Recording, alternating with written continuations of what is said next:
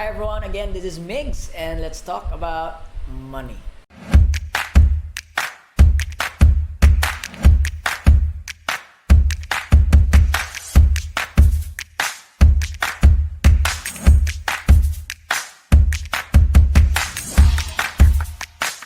Alright, so unang-una, no? Again, if you are a first-timer, if you're just new, you haven't followed me yet, make sure that you actually check who I am. Okay, go to my Facebook page at Life Coach Migs. Go to my TikTok at Life Coach Migs. I've been giving a lot of free content there. And I want to make sure that you guys get to benefit from it, di ba?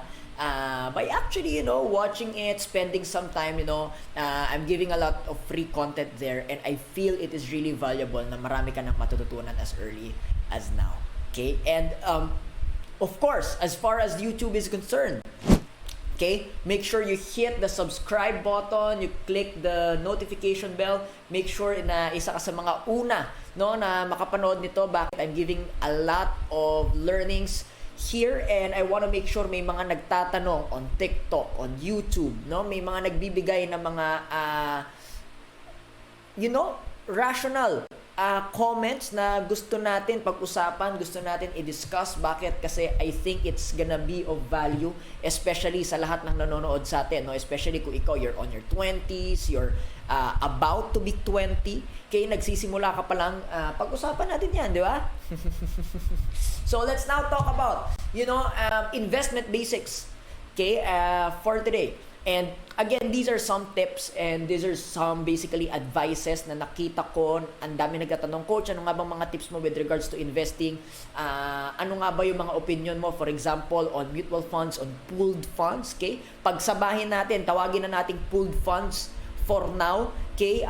So that sakop niya na ang mutual fund, ang UITF, kasi it almost has the same structure. Okay? At ang tawag dyan is pooled funds. Okay? Pag-usapan natin, ano nga ba yung mga kailangan i-check, especially with regards to investing. Okay? Para unang-una, of course, you want to make sure that when you are investing, you are doing things right. Okay? Hindi pwede na you just invest just for the sake so. Hindi pwede that you're just investing kasi yung friends mo nag-i-invest na. Hindi pwede na you're investing just because nakita mo on social media, there's a lot of people are going into investments right now. Of course, we want that. Okay? Of course, we want you to invest. Why? Because earning, your job, your hustle, your business, okay, or whatever it is that you're doing, makes you earn money. But investing makes your money grow. No? So, ibig sabihin, ikaw nagtatrabaho ka so that pwede ka kumita ng pera. Yung nag-invest ka para yung pera mo kumita din ng pera. It's now your money making money for you. Okay, so or it's your money growing. Okay, that's why of course gusto natin na ikaw din mag-invest. However, hindi pwede that you just invest just because I said so. No. Okay, you invest only when you know how to. Only when you've done your due diligence. Only you invest only if you've done it with the right education, and you invest only when you know. Okay? Ibig sabihin, hindi pwedeng bara-barabay. Bakit? Kasi may pera ng pinag-uusapan dito. Meron ng tinatawag na pera involved. Therefore, this investment basics is for you so that mag-guide ka kahit papano, no? With regards to how you gotta go into investing. Alright? So, again, welcome. If you're a first-timer, welcome to my office. Okay? Unang-una. Okay, ano-ano yung mga kailangan natin pagtuunan ng pansin? What are the things that we want to take a look into, especially with regards to investing? Unang-una, let's talk about ito. Napakaganda. First is, you don't invest based on feelings. You invest based on metrics. You invest based on logic. Okay, ibig sabihin, you wanna make sure. Sabi nga nila, no, when emotions are high, intelligence is low. Okay, when intelligence is high, emotions are low. Okay, and it is very, very true, especially pagdating sa pag-i-invest. Bakit? Because you gotta understand, especially when you're talking about the markets, no? Whether that's a foreign exchange market, whether that's a stock market, okay? Whether that's cryptocurrency, anything that deals with the markets, anything that deals with the charts, okay? Of course, alam nyo naman to, it's all about buying low, selling high. Correct? Now, here's the thing. Ano yung emotions that involve with regards to having a low price? Usually, yung mga low price, yung mga paangat pa lang, okay, or maybe aangat na, okay, whichever the case, ang mga emotions involved dyan, unang-una, there's doubt. Tama? Okay? Kasi everything is simply based on speculation pa lang. There's doubt based on the price point, it's low. Usually, kapag galing yan sa taas, bumaba, tapos paangat pa lang, case in point, kunyari, nung nagkaroon ng COVID crisis, remember? Or any crisis for that matter. Tapos paakyat pala, there's doubt, there's fear involved. Okay? Yan yung mga emotions dyan. People are somewhat scared, people are somewhat afraid, and people are somewhat what? Skeptical. Okay? Now, yan yung mga emotions involved with regards to a low price point. Ngayon, kapag in-apply mo yan, hindi ka nag-invest because you're doubtful, because there's fear, because people are scared, because there's a certain level of fear around it, okay? Then hindi ka magpapasok ng pera ngayon. Correct? So you just lost that one opportunity already. Okay? Even if, for example, logically, okay, the trend lines are about to be up. Even if logically the moving averages, no, yung mga nagtitrade dito, nakakaintindi na, the moving averages are showing you signals already, are showing you points already na, uy, medyo maganda na tong pasukan. Okay? Even if fundamentally, no, for example, ang example ko nito is stock market, no, fundamentally, okay, especially when you're talking about the top 10 companies in the Philippines or the top 10 companies in the world, during the crisis, fundamentally, they still have the right and solid and tight fundamentals. But just because the emotions are fear or doubt, okay, are people are somewhat afraid, okay, hindi ka pumasok. So you just lost that opportunity altogether. Even if logically the charts or even the fundamentals are showing you otherwise, the emotions are showing you the opposite side. Kapag nag-decide ka based on emotion, not based on logic, ang mangyari is nasayang mo yung opportunity. Tapos ang nangyari, umangat kasi ito na, nagpasukan na yung mga tao, okay, nakikita nyo na sa mga balita, nakikita nyo na sa mga which is, by the way, when you take a look into the timeline of charts, no, ang laging sinisimulan niyan, the fundamentals will be there. Okay, yan yung pinakauna. Kapag nakita mo agad yung fundamentals at nakita mong solid yan, masarap pasukan agad yan. Number 2, magkakaroon yan tinatawag na pioneering stage. Okay, yung pioneering stage, hindi pa yung pumuputok, pero nakikita mo na based on the charts, based on the graph, that volumes are starting to come in.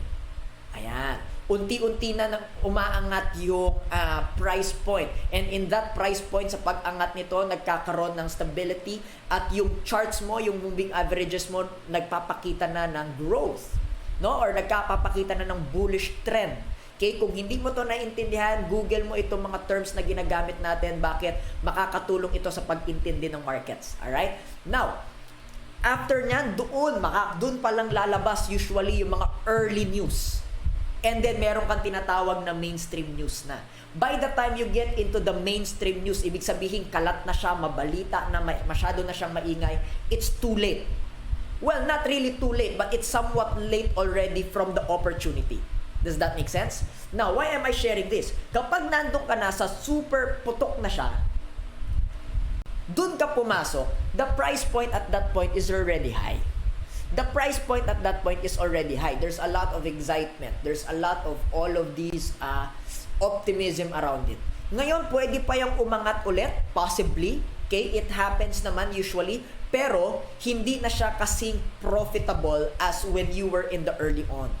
Okay? Now, why am I saying this? If you invest based on feelings, not based on logic, pumasok ka doon, pababa na.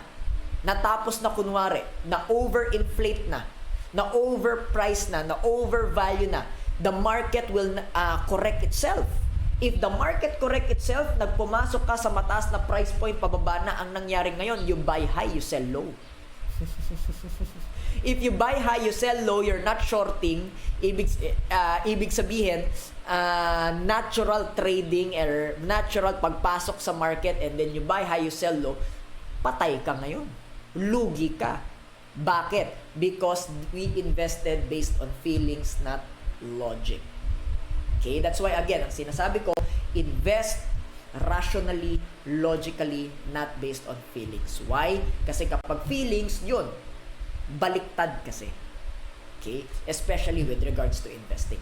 So again, anong mga dapat i-consider with number one? Number one, I want you to take, first and foremost, is I want you to take into the fundamentals. Okay? I want you to take a look into the utility. I want you to take a look into the value. Okay? I want you to take a look into the fundamentals, and only then you match it with the price point. Pag check mo sa price point, is it rightly priced? Is it overpriced? Is it underpriced? Okay? No trader is 100% right all the time. Okay? Pero at least lang, you know you're not gambling. Gambling kasi is pumapasok ka hoping panalo ka. You don't want that. You want to make sure that you're not gambling. You want to make sure that you're betting with the right information. You're betting on the basis of research and information na kung saan yan ang nagde-decide ng gagawin mo, ng galaw mo, yung napag-aralan mo. Bakit? With the right information, it gives you the right decision. Alright? Right information creates opportunities to have right decisions. Okay? That's why you invest logically, isip po, not feelings. Alright? Number two, okay, katumbas ng sinabi natin dito, ito sikat na pero lagi nating sinasabi, do your own research. Do your own due diligence. Why? Lahat naman ng investment may potential. Of course, let's not talk about scams kasi scams nga yun. Pero yung investment na mga legitimate, lahat naman yan may capacity, lahat naman yan may potential. Pero ang pinagkaiba niyan sa mga tao ay depende sa kung ano yung estado ng tao. Depende sa kung ano yung estado ng buhay mo ngayon. Depende sa kung gaano ka ka-ready mag-accept ng risk. Depende sa kung gaano ka ka-ready mag-accept ng how much are we talking about with regards to your investing. Because not because you've got 1,000, not because you've got 5,000 means that you're up and ready for investing. Correct? I want you to do your own research, but more than doing your own research, if this is something good as an investment, I want you to research also about your personal finance. Okay? Check mo din kung ano ba yung personal finance mo. Bakit? Ang dami nagtatanong sa akin, no? Coach Migs, for example, I have 5,000. I've got 5,000 pesos or I've got 10,000 pesos. Bata pa po ako, wala pa po akong 20. Saan po magandang i-invest? Most of the time, I ask them right away. Okay, ano ba to? Is this your spare money? Is this your only money? Coach Migs, this is my only money. Baka ang kailangan mo ngayon is to not invest it. Ang kailangan mo ngayon is to save it. Diba? Because you gotta understand, cash is king. Until you've got enough cash, you can buy assets that can provide you cash flow, which then becomes queen. Okay? Ibig sabihin, when you're starting, you gotta have cash. Hindi pwedeng puro investment. Paano kung may matalo ka dyan? Paano kung may malugi ka dyan? Meron tayong naririnig na balita, biglang pumutok, biglang yumaman. That's 1 in a million. I wanna still take a look into the statistics. Diba? What is, if 1 out of 10 lang ang yumaman, ibig sabihin, 9 out of 10 hindi yumaman. What gives you, why would you even gamble with a 10%? Probability. Okay? So, ano ba yung 90% probability wherein you can be financially stable, you can be financially secure? You do your money right. That's why kasama dito is you do your own research. And number 3, you only invest money you're willing to risk because there is a proper allocation with regards to money. Okay? May proper allocation ng pagdating sa pera and it is in this order. Is learning psychology of money. Learning muna, di ba? After learning, sabi natin, you gotta learn first before you can earn. Learning, then earning, then managing. Okay? After you manage, then you grow it, growing, then you protect it, protecting. After you protect it, then you can diversify. It's a right time for diversification. And sometimes, people diversify without it yet being the right time. Does that make sense? So, again, only invest money you're willing to risk. You do your own research, not just with regards to the investment, but also to the what? Personal finance. Learning, earning, managing, growing, protecting, diversifying money. Alright? Number 4. Kaya ko rin sinabi yan, you do your money right because you gotta understand in investment, number 4 here is volume speaks volumes. Anong ibig sabihin nun? For example, when we talk about pooled funds, okay? For example, if yung pooled funds mo, mag-i-invest ka, magpapasok ka 1,000 or maybe magpapasok ka 5K, tapos that is your only money. Okay? Chances are, number 1, hindi pa masyadong malaki kikitain yan within the short term. Number 1. Number 2, kahit kumita ka ng 10% on a 1,000 or 5,000 investment, that will still give you 100 to 500 pesos of return. And saan ka aabutin ng 100 to 500 pesos? No? Sa mahal ng bilihin ngayon, 100 to 500 means what? Load, pamasahe. Correct? Ibig sabihin, you gotta understand that when you're talking about investment, the best way to invest is when you've got volume. How will you have volume? When you are actually what? Consistent. Okay? The way you can have volume is if you can actually be consistent. If ang kaya mo lang i-invest maliliit, kunyari 1,000, then you make it 1,000 every 2 weeks. 1,000 every month. Okay? You gotta have consistent because kailangan niya na kung hindi mo kaya isang malaki 100K or 1 million, for example, maliitan, pero you gotta be consistent around it. Bakit? 100,000, 10% is now 10,000. Now, yan. Makakatulong na yan. Valuable na yan. Diba? May mga mabibili ka na niya with a 10,000. Bakit? Because that's a 10% of 100K. Pero yung kunyari 1,000 or 5,500 pesos, medyo malit yun. Volume speaks volumes. Okay? Which means, if you are not yet in that place, if you are not yet in that position, no? For example, wala ka pang stable source of income. You're about to work pa lang. Meron ka lang spare money, meron ka lang extra money, baka ang kailangan mo, again, katulad tayo sa sinabi ko kanina, baka ang kailangan mo ngayon is not really investment right away, but to save it first. Imbak ka muna ng cash. Imbak ka muna.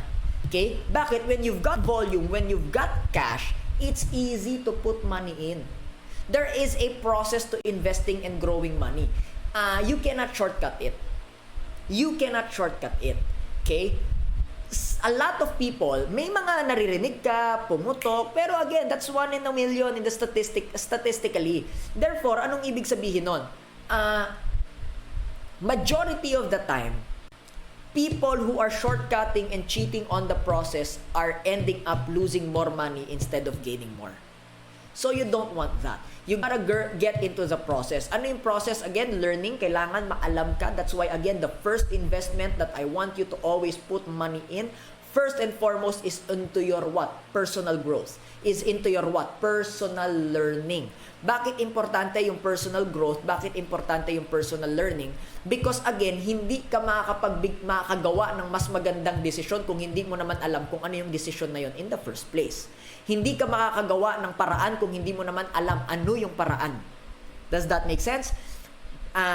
That's why, learning muna. Then, after you learning, ano yung matututunan? How do you get money?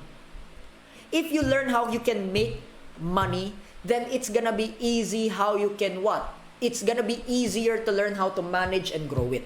If you don't learn how to make money, then you're gonna be forever under the discretion of somebody else. Diba? Lagi ka nalang maghihintay sa ibang tao na maybe pasahurin ka, na maybe paswelduhin ka, na maybe bigyan ka ng pera. Ayaw mo nun.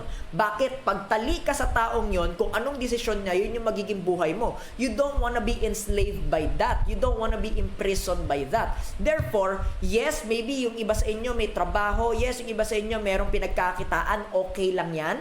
Okay, continue with that, especially if kailangan natin ng pera. Pero, on the spare time that you have, spend it learning.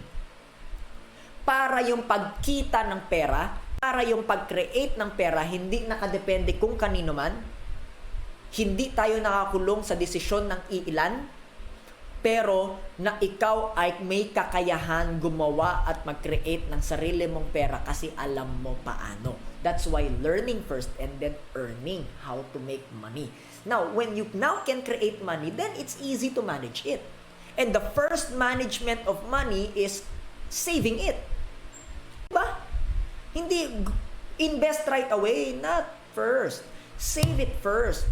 Why? So that whatever happens in your earning, you've got spare money. Hindi mo kailangan mangutang. Hindi mo kailangan manghiram. Hindi mo kailangan may suddenly nangyari. Hindi mo kailangan, pare, kailangan ko ng tulong mo kasi wala na akong pera. Hindi kapag natalo yung investment or bumagsak yung ininvestan mong crypto or stocks, hindi ako makaliquidate ngayon, masyado akong lugi, kailangan ko i-hold to. Yada, kailangan ko ng pera ngayon, pehiram naman ako. You don't have to be in that position anymore. You don't have to be in that state anymore. Why? Because you have savings. After you earn, you save. Imbak ka muna ng cash, di ba? Cash ka muna with regards to your volume. Then, after you can actually manage it, then it's easier to grow. It's easier to buy assets. You gotta understand, when you're talking about growing money, it's about acquiring assets. Yes, it's about acquiring assets. It's not just about buying. It's about acquiring. Ibig sabihin, if I take a look into this asset, kapag binili ko ba to, malaki ba yung potential na ikikita ito? Ano yung scarcity value neto? Kasi kung hindi to scarce, then that means there will be a room for inflation. Then that means the value will depreciate instead of it appreciating. Now, for example, real estate. If you've got cash, it's easier to buy real estate. You've got cash eh. If you don't have cash kasi ipasok mo agad kung saan-saan, patay na i-diversify mo agad kung saan-saan, then it's gonna be harder for you. Does that make sense? That's why, again, volume speaks volume. Okay? Brings me to number 5. When to put your eggs in one basket. You don't diversify right away. Okay? The very first thing that you're gonna do, learn how to create money. If it's giving you money, put all of your time, energy, effort, even resources, even money into that basket. And protect that basket at all times. You guard that basket at all times. So that it can expand and expand and expand and expand and grow and grow and grow and grow. So, and that will give you more margin after margin after margin after margin. And that gives you more cash and more cash flow after cash flow after cash flow after cash flow. Now, pag nangyari yun, you've got more cash, then now you can diversify. Now you can put your eggs in multiple baskets. Okay? Now you can diversify. You can now start investing. Bakit? You know how to make money. You have a steady cash flow. You have a steady source and stable source of income. So, now, pwede ka na does this make sense? Sana natututo kayo, no? Now, pwede ka na mag-invest ngayon. You can now invest in mutual funds. Meron ka ng volume. Bakit? Naalagaan mo, nagbibigay sa'yo ng cash flow. Pwede ka na ngayon mag-invest into, for example, 5,000 a month, no? Na UITF or pooled fund, mutual fund or pooled fund. No, if you're underinsured yet, wala ka pang insurance, then you can protect it while you grow it. Diba? You protect your money while you grow it. Ang tawag natin dyan, ladies and gentlemen, sa protecting money is risk management. At ito, sikat na sikat to ngayon. No? You gotta manage your risks. So, of course, dahil meron ka ng cash, meron ka ng nakaimbak na pera at napalago mo na maybe a negosyo or a freelance or a hustle or a side hustle, whatever that is that's creating you money or na-promote ka, okay, dahil sobrang galing mo, because you have a lot of skills, you have a lot of knowledge, you have a lot of experience, now you can lead, no? Nakaimbak ka ng cash, then you can now invest and manage that risk. No, you can get into variable insurances. No? You can get into variable unit links. Okay, you've got insured 1 million, 2 million insurance, at the same time your money is invested in the top 10 stocks or in blue chip companies. Okay? So, itong mga to becomes now possible and it becomes now, alam mo yon, mas least yung worry mo, mas less yung worry mo. Bakit? Number 1, you know how to create money. Number 2, you've got cash in your bank. That whatever happens habang naghihintay ka lumago ito, alam mo meron kang pera sa bangko that's taking away the worry just in case medyo matagal ito lumago. Number 2, may cash ka. Number 3, manage mo yung risk ng investments mo. Dahil manage mo yung risks ng investments mo, okay, Because now you're investing right, now you are diversifying right during the right time. Now you have the capacity to manage the risks of your investment. Then you can live life with lesser worry. Okay? Bakit? By this time, pag lumago na ito, then panalo ka. Bakit?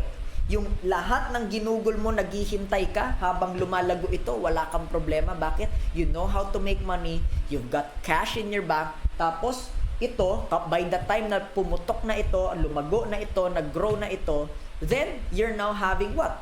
Two sources of growth. Yourself and your investments.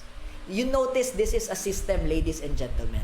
You notice this is a system. Ibig sabihin, now that you've got two, pwede mo na lang ulitin yung sistema. You just simply duplicate the process. As you duplicate the process, the flow of cash is just gonna duplicate itself. It's just gonna multiply as well. Before you know it, again, cash is king until you have acquired enough assets that's providing you cash flow, which then becomes your queen. Then you now got your king and queen working together for your what? All you gotta think about is what? Not all you gotta think about. You don't even have to think about anything or any worry, because why? You are now financially free. Okay ba yun? So I hope na clear natin yan. No? I hope there was some learnings. If you've got learnings, comment mo naman below. If you've got some questions, comment mo naman below. Okay? If you've got some other suggestions na hindi ko nabanggit, hindi ko nasabi, comment mo din, for as long as we keep it respectful, for as long as we keep it optimistic, okay tayo dyan. If, meron kang hindi nabanggit, ito na hindi mo nasabi, ito medyo disagree ako dyan, sabihin nyo bakit. Let's engage in conversations for as long as there's respect, there's mutual, there's mutual respect, go tayo dyan. Alright? Again, before you go, make sure you like, follow, subscribe on my YouTube, on my Spotify, Prime Pinoy Podcast, on TikTok, on Facebook, on Instagram. Alright? I hope you got a lot of value for the past 27 minutes. Have a good day, everybody.